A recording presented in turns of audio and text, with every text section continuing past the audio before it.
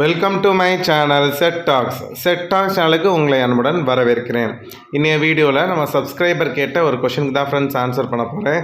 Christmas new இயருக்கு இந்த மாதிரி பண்டிகை கால செலவுகளுக்கு நீங்கள் எப்படி சேமிக்கிறீங்க?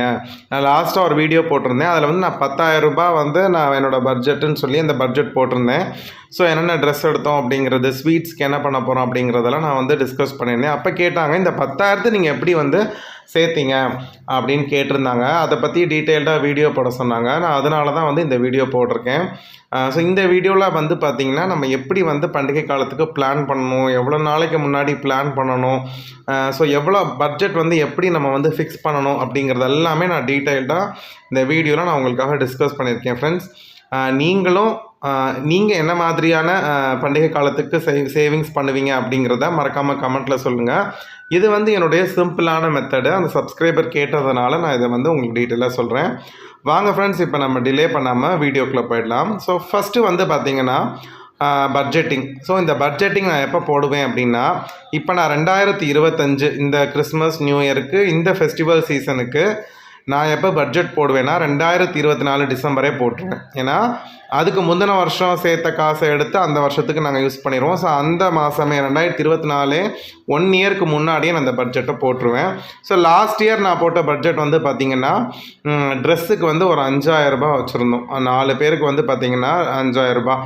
ஸோ பொதுவாக வந்து ட்ரெஸ்ஸுக்கு 5,000 ரூபா பத்துமா, எப்படி 2 ஃபங்க்ஷன் இருக்குது அப்படின்னு கேட்டால், நாங்கள் வந்து ட்ரெஸ்ஸு ரொம்ப காஸ்ட்லியாக எடுக்க மாட்டோம். ஸோ ஆல்ரெடி வந்து காஸ்ட்லியான பட்டுப்புடவையாக இருக்கட்டும், அதே மாதிரி குழந்தைங்களுக்கு எங்களுக்கெலாம் வந்து ஆல்ரெடி காஸ்ட்லியாக எடுத்த ட்ரெஸ்ஸு செட்டு ஆல்ரெடி இருக்கும். ஸோ இப்போ இந்த கிறிஸ்மஸ் நியூ இயர்க்குன்னு வச்சு நாங்கள் எடுக்கிறது வந்து பார்த்திங்கன்னா ரொம்ப சிம்பிளாக தான் இருக்கும். ஸோ என்னை பொறுத்த மட்டும் பசங்க வந்து வளர்ந்துட்டாங்கன்னா கொஞ்ச நாளைக்கு அப்புறம் பத்தாது. நம்ம பெரியவங்களுக்கு வந்து 2 பேர் இருக்கோம். ஸோ எங்களுக்கு வந்து பார்த்திங்கன்னா ஆல்ரெடி கல்யாணத்தை ஒட்டி நிறைய விருந்துக்கு வந்த ட்ரெஸ்ஸு சில சமயம் காஸ்ட்லியாக எடுக்க வேண்டிய சூழ்நிலை ப்ரீவியஸ் டேஸில் ஆனதுனால கொஞ்சம் நிறையாவே ட்ரெஸ்ஸஸ் இருக்குது. அதனால் இப்போ நம்ம கிறிஸ்மஸ் நியூ இயர்க்கு எடுக்கிறது வந்து பார்த்திங்கன்னா நான் ரொம்ப சிம்பிளாக தான் எடுப்போம். ரொம்ப வந்து காஸ்ட்லியாக இல்லாமல் ஒரு நாமினல் ரேட்டுக்கு கொஞ்சம் குவாலிட்டியாக பார்க்கணும். ஸோ அதனால் வந்து பார்த்திங்கன்னா எங்களுக்கு 5,000 ரூபாய் அப்படிங்கிறது கரெக்டாக இருக்கும். அதில் வந்து மிச்சமும் படும். அதுக்கப்புறம் மெயினான விஷயம் ஸ்நாக்ஸ். இப்போ ஸ்நாக்ஸ் அப்படின்னு எடுத்துக்கிட்டால் நம்ம வீட்டுக்கு ஸ்நாக்ஸ் வாங்கணும். அப்புறம் நம்ம கிறிஸ்மஸ்க்கு வந்து பார்த்திங்கன்னா நம்மளோட ரிலேட்டிவ்ஸ்க்கு, ஃப்ரெண்ட்ஸுக்கு, அவங்களுக்குலாம் வந்து நம்ம அந்த ஸ்நாக்ஸ் கொடுக்கணும் இல்லையா? இப்போ எப்படி தீபாவளி பலகாரம் நம்ம எக்ஸ்சேஞ்ச் பண்ணிப்போமோ அது மாதிரி. ஸோ அதுக்கு வந்து ஒரு 2,000 ரூபாய் வந்து எப்போதுமே எடுத்து வச்சுப்பேன். அதில் மெயினாக வந்து பார்த்திங்கன்னா எங்களுக்கு ப்ளம் கேக்கு, அதுக்கப்புறம் வந்து பார்த்திங்கன்னா ஒரு 2-3 கார வகைகள் இதுதான் இருக்கும் மெயினாக. ரொம்ப வெரைட்டிஸ் வந்து இருக்காது. வீட்டில் ஏதாவது செஞ்சோன்னா அதை நாங்கள் ஷேர் பண்ணுவோம். ஸோ அதனால் ஸ்நாக்ஸ்க்குன்னு ஒரு 2,000 ரூபாய். அப்புறம் லஞ்சு. ஸோ கிறிஸ்மஸ் அன்றைக்கி நம்ம சாப்பிடக்கூடிய லஞ்சு, நியூ இயர் அன்றைக்கி சாப்பிடக்கூடிய லஞ்சுக்கு வந்து பார்த்திங்கன்னா ஒரு 1,000 ருபீஸ் எப்போதுமே வந்து ஒதுக்கி வச்சிடணும். ஸோ அன்னைக்கு ஓகே, இந்த மாதத்துக்கு நம்ம நான்வெஜ்ஜுக்கு ஒதுக்கி வச்சுருப்போம். இருந்தாலும் நம்ம வந்து ஃபங்க்ஷன் அன்னைக்கு இல்லை ஒரு ஃபெஸ்டிவல் அன்னைக்கு நம்மளோட லஞ்ச் கொஞ்சம் நல்லா இருக்கணும், கொஞ்சம் எக்ஸஸாக வாங்கணும் அப்படிங்கிறதுக்காக 500 ரூபான்னு சொல்லி கிறிஸ்மஸ் நியூ இயர் 2க்கும் சேர்த்து 1,000 ரூபாய் வந்து நான் ஒதுக்கி வச்சுருவேன் ஃப்ரெண்ட்ஸ். அப்புறம் மெயினாக வந்து பார்த்திங்கன்னா கிஃப்ட்டு அப்படிங்கிறது நம்ம வீட்டில் பிள்ளைங்களுக்கு நம்ம சேமிக்க சொல்லி தரணும்னு சொல்லிட்டு இது கிறிஸ்மஸ் கிஃப்டாக ஆளுக்கு 300 ரூபாய் இல்லை 250 ரூபா அந்த மாதிரி நம்ம 4 பேர் ஷேர் பண்ணிக்கிட்டோன்னா அதை வந்து நாங்கள் உண்டியலில் போட்டு ஓகே, இந்த ஒரு ஃபெஸ்டிவல் சீசனில் பெரியவங்க கொடுக்குற பணத்தை சேமிக்கணும் அப்படிங்கிற ஒரு எண்ணம் வரணும் அவங்களுக்கு. ஸோ ஒரு ஞாபகார்த்தமாக இருக்கும் இல்லையா? ஸோ அதனால் அதுக்கு ஒரு 1,000 ரூபாய் எடுத்து வச்சுருவேன். அதுக்கப்புறம் நாங்கள் அந்த மாதிரி லீவ், அதாவது கிறிஸ்மஸ்லாம் இங்கே கொண்டாடிட்டு அந்த லீவில் வந்து ட்ராவல் பண்ணுவோம். ஸோ இன்லாஸ் வீட்டுக்கு போய் அவங்கள விட்டுட்டு வருவேன். ஸோ அங்கே போக்குவரத்துக்கு ப்ளஸ் ஸ்நாக்ஸ்க்கு அந்த இதர செலவுகளுக்கு ஒரு 2,000 ரூபாய் ஆகும். ஸோ இதையுமே நான் வந்து பண்டிகை காலத்தில் வரதுனால அந்த செலவையும் பண்டிகை பட்ஜெட்லேயே நான் வந்து கொண்டாந்துருவேன். ஸோ இந்த மாதிரி நான் லாஸ்ட் இயர் வந்து போட்டேன். அப்போ எனக்கு டோட்டலாக வந்து பார்த்திங்கன்னா 11,000 வந்துச்சு. ஓகே, இருந்தாலும் கொஞ்சம் முன்ன பின்ன விலைவாசி ஏறும் இல்லையா அந்த ஒரு வருஷத்தில், அதனால் ஒரு 12,000 ரூபாய் நம்ம சேமிச்சிடலாம் அப்படின்னு சொல்லிட்டு என்னுடைய பட்ஜெட்டை நான் ஃபிக்ஸ் பண்ணது லாஸ்ட் இயர் வந்து பார்த்திங்கன்னா 12,000 ரூபாய் வந்து நான் ஃபிக்ஸ் பண்ணேன் ஃப்ரெண்ட்ஸ். 12,000 ரூபாய் அப்படிங்கிறத நான் ஃபிக்ஸ் பண்ணிவிட்டேன். 12,000 ரூபாய் ஃபிக்ஸ் பண்ணி எந்த மாதத்துலேருந்து சேர்க்கணும்னா டிசம்பர் 2023 நவம்பர் 2024 வரைக்கும் 12 மந்த்ஸுக்கு ஒரு மாதத்துக்கு நான் 1000 ரூபாய் எடுத்து வச்சேன்னா நான் 12,000 நான் என்ன செஞ்சிடலாம், நான் அச்சீவ் பண்ணிடலாம். ஸோ அப்போ வந்து நான் கையில் எடுத்து வச்சேன்னு வச்சுக்கோங்களேன், மாதம் மாதம் எடுத்து வைக்கலாம், சம்பளம் அந்த கையோட 1000 ரூபாய் நான் எடுத்து வைக்கலாம். ஆனால் வந்து பார்த்திங்கன்னா ஏதாவது ஒரு செலவில் வந்து சிக்கிறோம். இப்போ நம்ம ஃபெஸ்டிவல் கொண்டாடாமல் இருக்க முடியாது. அப்போ வந்து நான் எனக்கு எப்போதுமே தோணுகிற விஷயம் வந்து பார்த்திங்கன்னா ஆர்டி தான்.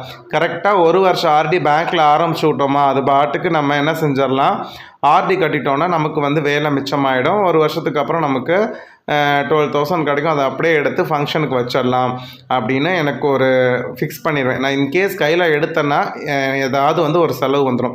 அது மாதிரி உண்டியலில் சேர்த்தாலும், மற்ற இடத்துல ஏதாவது ஒரு இடத்துல சேர்த்தாலும், நார்மல் சேவிங்ஸ் அக்கௌண்ட்டில் போட்டு வச்சா கூட ஒரு எமர்ஜென்சினா ஏடிஎம் கார்டு யூஸ் பண்ணி எடுத்துருவோம். பட் ஆர்டி அப்படின்னா அது முடிஞ்சால் மட்டும்தான் எடுக்க முடியும். அப்படி முடியாமல் இடையில 3 மாதம் 4 மாதம் கட்டிட்டு நம்ம அந்த ஆர்டியை உடைச்சோன்னா நமக்கு நஷ்டம். ஸோ அதனால் நம்ம அவசரப்பட்டு என்ன செய்ய மாட்டோம், எடுக்க மாட்டோம். அந்த ஒரு ரீசனுக்காகவே நான் என்ன பண்ணிடுவேன்னா, ஸோ ஆர்டி அப்படிங்கிற ஆப்ஷனை வந்து நான் இது பண்ணேன். இப்போ உங்களுக்கு வந்து இப்போ எனக்கு 12,000 வந்து நான் சேர்க்குறேன். இப்போ நீங்கள் 20,000 24,000னா நீங்கள் மாதம் எடுத்து வைக்கக்கூடிய அமௌண்ட்டை வந்து நீங்கள் ஃபிக்ஸ் பண்ணிக்கோங்க. ஸோ எனக்கு வந்து 1000 ரூபாய் அப்படிங்கிறது கரெக்டாக இருக்கும். அடுத்து மெயினான ஒரு விஷயம் வந்து பார்த்திங்கன்னா, சேலரி அக்கௌண்ட்டில் ஆட்டோ டெபிட் ஆப்ஷனை வந்து நான் இது பண்ணிடுவேன், ஆக்டிவேட் பண்ணி வச்சுருப்பேன். ஸோ ஒரு மாதத்துக்கு நம்ம 1000 ரூபா வந்து சேலரி விழுந்த உடனேயே அந்த சேலரி அக்கௌண்ட்லேயே ஒரு ஆர்டி அக்கௌண்ட் ஆன்லைனில் ஓப்பன் பண்ணி அதில் வந்து ஆட்டோ டெபிட்டை நம்ம ஆக்டிவேட் பண்ணிட்டோம்னா சேலரி விழுந்த உடனே கரெக்டாக அந்த அக்கௌண்ட்டுக்கு அது 1000 ரூபாய் எடுத்துக்கும். எடுத்தது போக தான் மிச்சம் வந்து இருக்கும். இந்த மாதிரி நிறைய விஷயங்களுக்கு நான் ஆட்டோ டெபிட் ஆப்ஷன் வச்சுருக்கேன். அதில் மெயினான ஒரு விஷயம் வந்து பார்த்திங்கன்னா ஃபெஸ்டிவல். ஏன்னா ஃபெஸ்டிவல் கொண்டாடாமல் நம்மளால் இருக்க முடியாது. நான் லாஸ்ட் இயர் செக் பண்ணப்போ வந்து பார்த்திங்கன்னா 1000 ரூபாய் மாதம் கட்டினா 12 மாதத்துக்கு டென்யூருக்கு 12,000 நம்ம இன்வெஸ்ட் பண்ணுவோம். மெச்சூரிட்டி அமௌண்ட் எவ்வளோ வரும் அப்படின்னு பார்த்தா 12,823 ரூபா காமிச்சிச்சு. அப்போ கிட்டத்தட்ட 6.9% வந்து வட்டி போட்டிருந்தாங்க. ஆர்டி பொறுத்த மட்டும் அது வந்து ரொம்ப பெரிய விஷயம். அது வந்து பார்த்திங்கன்னா திடீர்னு மாறும், ஒவ்வொரு சீசனுக்கும் சில சமயம் ஒவ்வொரு மாதத்துக்குமே மாறும் ஆர்டியோட இன்ட்ரெஸ்ட் ரேட் மட்டும். ஸோ அதனால் நான் வந்து அது என்ன ரேட் ஆஃப் இன்ட்ரெஸ்ட் இருந்தாலும் நான் போட்டுருவேன். ஏன்னா வட்டி கூட கிடைக்குதோ கம்மியாக கிடைக்குதோ நான் வந்து ஆர்டியில் இருந்தால் தான் நமக்கு சேஃப்டியாக இருக்குங்கிறதுனால. லாஸ்ட் இயர் வந்து பார்த்திங்கன்னா நான் சம்பளம் வந்த கையோட நான் வந்து அந்த 1000 ரூபாய் அதில் போயிடும். இன்னொரு 2-3 விஷயத்துக்கு நான் ஆர்டி போட்டது போக தான் நான் வந்து என்ன செய்வேன்னா சம்பளத்தை எடுத்து நான் பட்ஜெட்டே வந்து போடுவேன். ஏன்னா இதெல்லாம் நம்ம அவாய்டே பண்ண முடியாது. ஸோ இந்த மாதிரி நம்ம சேமிக்க ஆரம்பித்தா மட்டும்தான் சில விஷயங்கள் வந்து நம்மளால் அனுபவிக்க முடியும். இல்லைனா கடனில் போய் சிக்கிடுவோம். நான் இந்த மாதம் நான் 1000 ரூபாய் எடுத்து வைக்கிறது 2-3 விஷயத்துக்கு நான் செய்வேன். அந்த மாதிரி நான் எடுத்து வைக்கிறதுனால தான் சேமிக்கிறதுனால தான் வந்து என்னால் ஒரு விஷயம் கடன் வாங்காமல் என்னால் லைஃப்பில் என்ஜாய் பண்ண முடியுது. ஸோ இந்த மாதிரி நிறையா விஷயங்கள் லாஸ்ட் ஒரு 5 இயர்ஸ் 6 இயர்ஸாக நான் வந்து சேவ் பண்ணி அதை வந்து நான் என்ஜாய் பண்ணுறது வந்து நான் அதை ரியலைஸ் பண்ணதுனால தான் சேவிங்ஸ் என்னால் அவாய்டே பண்ண முடியல. ஸோ நான் இப்படி தான் இந்த வருஷத்துக்கான இந்த 12,000 ரூபா சேர்த்தேன். ஆனால் நான் அதில் கிட்டத்தட்ட 10,000 தான் நான் பட்ஜெட்டுக்கே எடுத்திருக்கேன். இந்த 10,000த்துலேயுமே நான் 2,000 ரூபா சேர்த்துருக்கேன். அதெல்லாமே பழைய வீடியோவில் நான் உங்களுக்கு டீட்டெயிலாக சொல்லியிருக்கேன் ஃப்ரெண்ட்ஸ். ஸோ இதோட இந்த வீடியோவை முடிச்சுக்கிறேன். நீங்கள் இந்த வீடியோவை பார்த்துட்டு இதை பற்றி நீங்கள் என்ன நினைக்கிறீங்க அப்படிங்கிறத மறக்காமல் கமெண்ட் பண்ணுங்கள். நீங்கள் எப்படி பண்டிகை காலத்துக்கு சேமிப்பீங்க அப்படிங்கிறதையும் மறக்காமல் எனக்கு கமெண்ட் பாக்ஸில் சொல்லுங்கள் ஃப்ரெண்ட்ஸ். அடுத்த வீடியோவில் அவங்க எல்லாரையும் பார்க்குறேன். Bye friends.